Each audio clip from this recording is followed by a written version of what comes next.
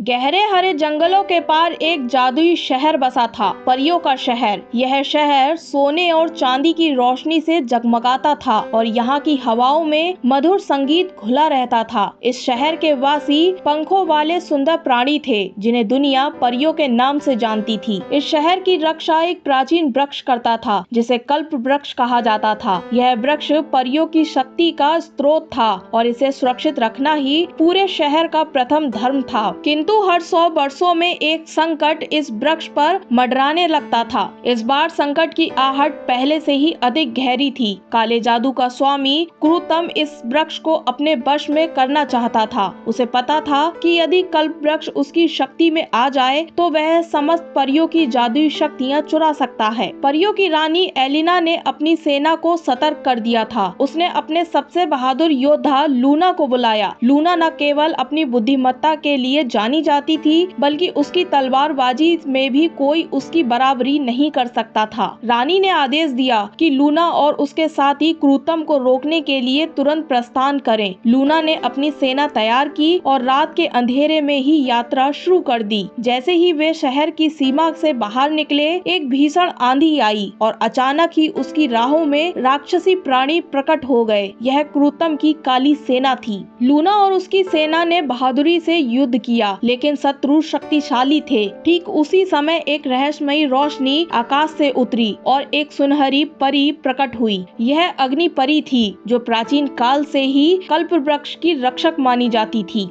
अग्नि परी ने अपनी शक्ति से शत्रुओं को पराजित किया और लूना को एक जादुई कवच प्रदान किया। इस कवच के साथ लूना ने क्रूतम का सामना किया और उसे हराकर परियों के शहर को बचा लिया। कल्प वृक्ष फिर से अपनी पूरी शक्ति से जगमगा उठा और परियों का शहर पहले से भी अधिक सुंदर और शक्तिशाली बन गया। लूना को रानी द्वारा शाश्वत रक्षक की उपाधि दी गई और यह कहानी पीढ़ी दर पीढ़ी सुनाई जाने लगी।